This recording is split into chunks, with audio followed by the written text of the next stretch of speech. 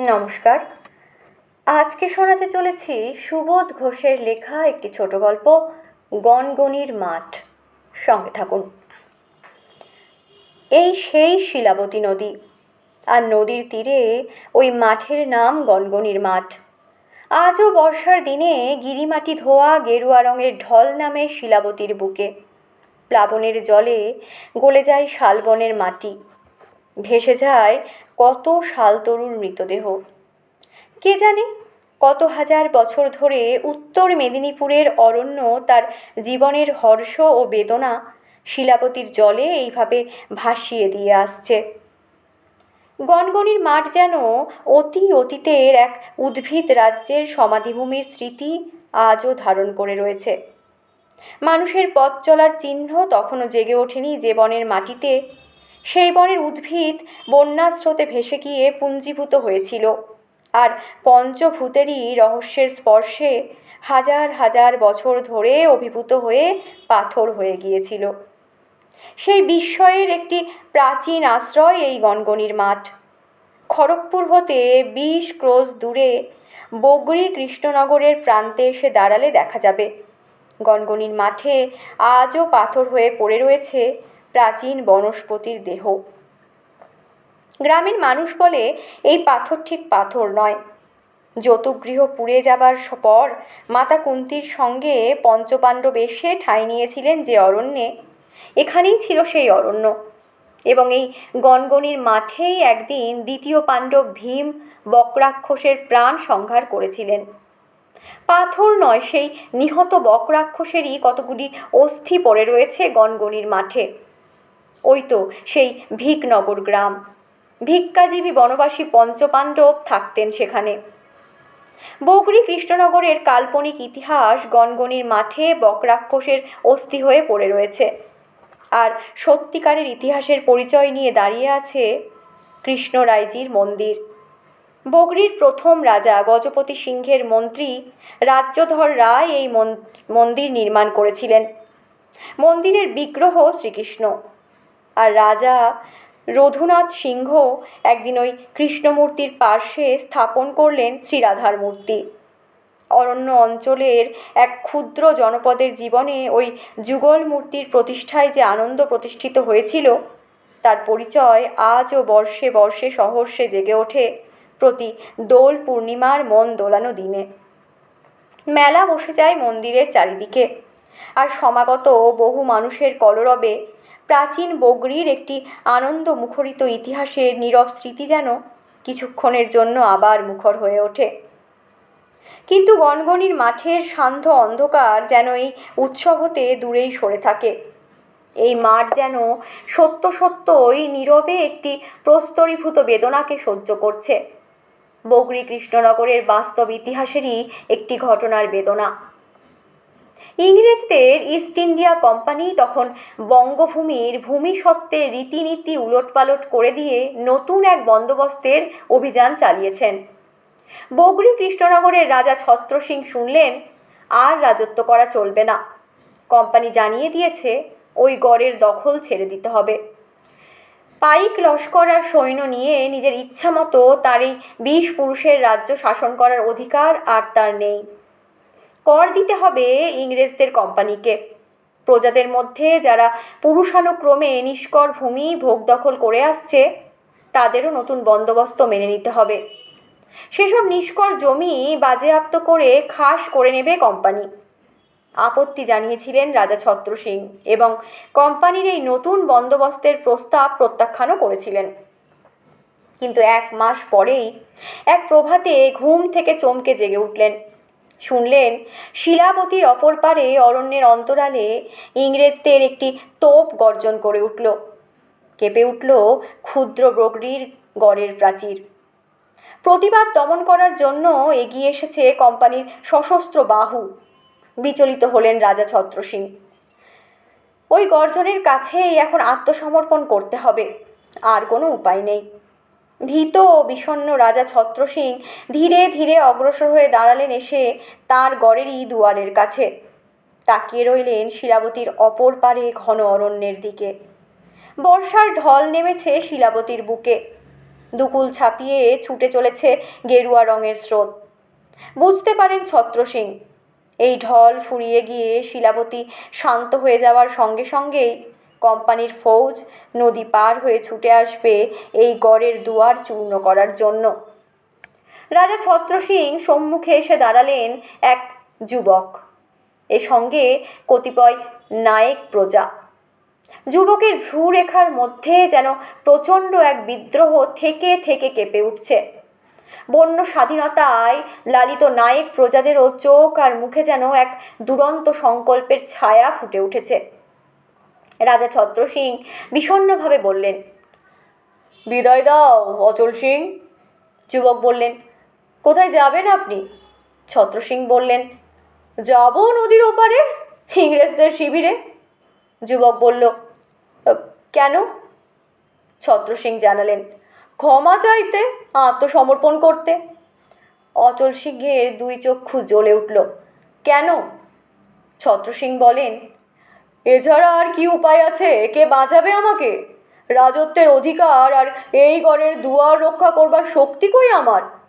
অচল সিং বলেন, আমাকে আদেশ দান করুন, কোম্পানির অহংকারকে চূর্ণ করবার ভার দিন আমাকে। আপনি সগর্বে এই বগরি রাজ্যের রাজা হয়ে থাকুন। বিষণ্ণভাবেই হাসতে থাকেন রাজা ছত্র সিং। কোম্পানির সঙ্গে কিসের জোরে লড়াই করবে অচল সিং? অচল সিংহ বললেন, কেন, আমার এই তরবারির জোরে আর মনের জোরে। নায়েক প্রজারা চিৎকার করে ওঠে, আর আমাদের এই বিষাক্ত তীরের জোরে। আদেশ করুন মহারাজ। আদেশ দিলেন রাজা ছত্র সিং। আজ থেকে 150 বছর আগে উত্তর মেদিনীপুরের এই ক্ষুদ্র বনাঞ্চল ইংরেজদের ত্রোপের ভ্রুকুটির বিরুদ্ধে তীরের গোছা নিয়ে রুখে দাঁড়িয়েছিল। সর্দার অচল সিং এই বিদ্রোহের নায়ক। নায়েক প্রজা দলে দলে এসে যোগদান করে অচল সিংহের সেই বিদ্রোহকে দিন দিন আরও প্রবল করে তোলে। অরণ্য ভেদ করে প্রান্তর পার হয়ে কোম্পানির পল্টন ছুটে যায় বগরির গড় অধিকার করবার জন্য। কিন্তু নেতা অচল সিংহের দুঃসাহসে ও উৎসাহে জীবন মরণ তুচ্ছ করে নায়েক প্রজার বিষাক্ত তীর ইংরেজ পল্টনকে পদে পদে বিপর্যস্ত করে। দেখা যায় না, ধরা যায় না, যেন অরণ্যচারী কতগুলি দেহহীন প্রেত বিষাক্ত তীর বর্ষণ করে কোম্পানির সৈন্যের উপর অকস্মাৎ মৃত্যু হেনে পালিয়ে যায়। নতুন ফৌজ পাঠায় কোম্পানির ফোর্ট উইলিয়াম। কামানের গর্জনে শিলাবতীর জল কাঁপে। নায়েক প্রজার কুটির এবং গ্রাম ভস্মীভূত করে কোম্পানির সৈনিক, কিন্তু ক্ষান্ত হয় না বিদ্রোহ। বগরির গড়ের দুয়ারও একদিন চূর্ণ হলো ইংরেজদের তোপের আঘাতে। পালিয়ে গেলেন রাজা ছত্র সিংহ এবং দূর অরণ্যের নিভৃতে এক পল্লীর কুটিরে এসে আশ্রয় নিলেন। অচল সিং আসেন। রাজা ছত্র সিং প্রশ্ন করেন, এভাবে আর কতদিন চলতে পারবে অচল সিংহ? অচল সিংহ বললেন, চিরকাল চলব। আপনার গড় অধিকার করেছে ইংরেজ, কিন্তু আপনার প্রজার মন অধিকার করতে পারবে না কখনো। কোম্পানির বন্দোবস্ত কেউ স্বীকার করবে না। গ্রাম পুড়িয়ে দিয়ে ছাই পেতে পারে, কিন্তু খাজনা পাবে না। আবার অদৃশ্য হয়ে যান অচল সিংহ। কোম্পানির বশ্যতা স্বীকার করে যে গ্রাম, কোম্পানির ফৌজকে খাদ্যদান করে আর বিদ্রোহীদের অবস্থানের সংবাদ জানিয়ে দেয় যে গ্রামের মানুষ, সেই গ্রামের উপর প্রতিশোধ গ্রহণ করেন অচল সিংহ। কোম্পানিকে কর দেয় যারা, দুরন্ত বিদ্রোহী অচল সিং অকস্মাৎ একদিন ঝঞ্ঝার মতো এসে ঝাঁপিয়ে পড়েন তাদের উপর আর সর্বস্ব লুণ্ঠন করে নিয়ে চলে যান। বগরিরাজ রাজা ছত্র সিংহের প্রজা হয়েও যারা কোম্পানিকে কর দেয়, তাদের হাত দুটোকেও ক্ষমা করে না অচল সিংহের তরবারি। মাঝে মাঝে ইংরেজদের তোপের সঙ্গে সম্মুখ সংগ্রামে মত্ত হয়ে ওঠেন অচল সিং। বহু নায়েক বিদ্রোহীদের প্রাণ ছিন্ন ভিন্ন হয়, বহু বিদ্রোহী ইংরেজদের হাতে বন্দী হয়। আহত হন অচল সিংহ, কিন্তু তবু ধরা পড়েন না। আহত ব্যাঘ্রের মতো অরণ্যের গভীরে অদৃশ্য হয়ে যান অচল সিংহ। বগরি রাজ্যের গ্রামে গ্রামে কোম্পানির চর ঘুরে বেড়ায়। অচল সিংহের সন্ধান দিলে 1000 টাকা পুরস্কার প্রদান করা হবে। কোম্পানির সৈনিক ঢাক পিটিয়ে ঘোষণা করে বেড়ায় গ্রামের পথে পথে, কিন্তু ধরা পড়েন না অচল সিংহ। প্রাণ হারায় শুধু কোম্পানির চর। গভীর রাত্রির অন্ধকারে মাঝে মাঝে যেন মনের এক অসহ্য বেদনার জ্বালায় অরণ্যের গোপন আবাস ছেড়ে ছুটে বের হয়ে আসেন অচল সিংহ। শিলাবতীর কিনারায় দাঁড়িয়ে অদূরের গড়ের দ্বীপস্তম্ভের শীর্ষের দিকে তাকিয়ে থাকেন। কোম্পানির গর্বের আলোক জ্বলছে গড়ের মাথার ওপর।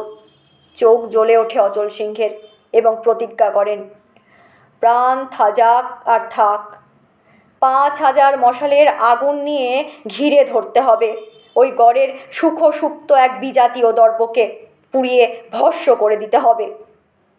প্রস্তুত হতে বেশি দেরি করেননি অচল সিংহ। এক অপরাহ্নে অরণ্যের নিভৃতে গোপন শিবিরে সর্দার অচল সিংহ ও তার অনুচর হাজারিটি নায়েক প্রজার দল প্রস্তুত হচ্ছিল। তখন এক ব্যক্তি হাতে একটি পত্র নিয়ে অচল সিংহের সম্মুখে এসে দাঁড়ালো। কার পত্র? আগন্তুক বলে, রাজা ছত্রসিংহের পত্র। বিশেষ প্রয়োজনে পরামর্শের জন্য আহ্বান করেছেন রাজা ছত্রসিংহ। জানিয়েছেন রাজা ছত্রসিংহ, রাজ্যলাভের কোনো কামনা আমার নেই। আমি সন্ন্যাস অবলম্বনের সংকল্প করেছি। চলে যাবার আগে একান্তভাবে তোমারই কাছে কয়েকটি কথা বলে দিয়ে যেতে চাই। পত্র পাঠ করে হঠাৎ সিক্ত হয়ে ওঠে অচল সিংহের চক্ষু। অনুমান করেন কি দুঃখে ব্যথিত হয়ে রাজ্যের মায়া ছেড়ে চলে যাবার জন্য প্রস্তুত হয়েছেন কোমলচিত্ত রাজা ছত্রসিংহ।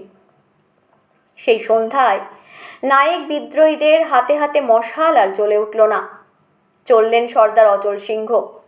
পথ দেখিয়ে নিয়ে চলল ছত্রসিংহের দূত। শেষ হলো অরণ্য পথ। শিলাবতীর কিনারা ধরে অন্ধকার ভেদ করে হেঁটে চললেন অচল সিংহ, যেখানে তাঁরই প্রতীক্ষায় দাঁড়িয়ে রয়েছেন ব্যথিত ও হতাশ রাজা ছত্রসিংহ। গনগনির মাঠ। মাঠের উপর অন্ধকারে স্তব্ধ হয়ে দাঁড়িয়ে রয়েছে কয়েকটি বৃক্ষ, আর তরু শ্রেণীর নিকট দাঁড়িয়ে আছেন রাজা ছত্রসিংহ। অচল সিংহ এসেছো? এসেছি মহারাজ, আদেশ করুন। রাজা ছত্রসিংহের ছায়ামূর্তির দিকে তাকিয়ে শির নত করে অভিবাদন জানালেন অচল সিংহ, কিন্তু দেখতে পাননি অচল সিংহ। রাজা ছত্রসিংহের ওই ছায়ামূর্তির ওষ্ঠে কি বিভৎস এক কুটিল হাসি তখন ফুটে উঠেছে। ছত্রসিংহ বলেন, আদেশ করবার আর কিছু নেই অচল সিংহ, শুধু তোমাকে কয়েকটি কথা শুনিয়ে দিতে চাই। বলুন। তুমি তোমার ওই তরবারি আর বিষাক্ত তীরের জোরে আমাকে রাজা করে তুলতে পারলে না, পারবেও না নিশ্চয়। এ কথার অর্থ কি মহারাজ? বলছি, ওই কোম্পানি আমাকে রাজা করে দিতে পারে যদি আমি... নিঃশ্বাস বন্ধ করে রাজা ছত্রসিংহের এই অন্ধকারাচ্ছন্ন অদ্ভুত কণ্ঠস্বরের রহস্য বুঝবার চেষ্টা করছিল অচল সিংহ, কিন্তু হঠাৎ বিভৎস এক হাস্যের উল্লাসে চমকে উঠলেন অচল সিংহ। যেন একটা প্রেতের শরীর হঠাৎ দুই হিংস্র বাহুর বন্ধনে জড়িয়ে ধরেছে অচল সিংহকে।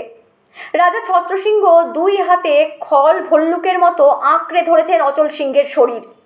ছত্রসিংহ বলেন, আমি যদি তোমাকে বন্দি করে কোম্পানির হাতে সমর্পণ করি তবে আমি আমার রাজ্য ফিরে পাবো অচল সিংহ, এই প্রস্তাব পাঠিয়েছে কোম্পানি। ছত্রসিংহের দুই বাহুর পেশন হতে নিজেকে মুক্ত করবার জন্য আর কোমরের তরবারি ধরবার জন্য চেষ্টা করেন অচল সিংহ, কিন্তু গনগনির মাঠের অন্ধকার যেন আরেকবার বিদ্রুপ করে হেসে ওঠেন রাজা ছত্রসিংহ। বৃথা চেষ্টা অচল সিংহ। সেই মুহূর্তেই শান্ত হয়ে গেলেন অচল সিংহ। হ্যাঁ, বৃথা চেষ্টাই বটে। তরু শ্রেণীর আড়াল হতে যেন কতগুলি ছায়াময় শরীর বন্দুক তুলে ধীরে ধীরে এগিয়ে আসছে নিকটে। ইংরেজ সৈনিকের বন্দুকের নল এসে স্পর্শ করলো অচল সিংহের বুক। স্তব্ধ হয়ে দাঁড়িয়ে রইলেন অচল সিংহ। ইংরেজ সৈনিকও আর দেরি করেনি। গনগনির মাঠের সেই তরু শ্রেণীর একটি তরুর শাখায় দড়ি ঝোলানো হলো এবং শান্ত নীরব বিদ্রোহী অচল সিংহ সেই রজ্জুর গ্রন্থিতে কণ্ঠ সমর্পণ করে দিয়ে প্রাণদণ্ড গ্রহণ করলেন। এই গনগনির মাঠে রাত্রির অন্ধকারে আজও বক্রাক্ষসের অস্থি যেন ভয়ে ভয়ে চুপ করে ঘুমিয়ে থাকে, এবং রাত্রির পথিকও এই পথে যেতে হঠাৎ ভয় পেয়ে শিউরে ওঠে। সন্দেহ জাগে মনে, এগুলি সত্যিই কি বক্রাক্ষসের অস্থি? অনেকেই মনে করেন এক লোভী বিশ্বাসন্তার চতুরতায় ইংরেজদের হাতে বন্দী হয়ে বিদ্রোহী অচল সিংহ প্রাণদণ্ড বরণ করেছিলেন যে ফাঁসির রজ্জুতে কণ্ঠ সঁপে দিয়ে সেই রজ্জুকে ধারণ করার বেদনা সহ্য করতে না পেরে পাথর হয়ে গিয়েছিল গনগনির মাঠের গাছ। এতক্ষণ শুনলেন সুবোধ ঘোষের লেখা একটি ছোট গল্প গনগনির মাঠ। গল্পটির পাঠ এখানেই শেষ হলো। ধন্যবাদ।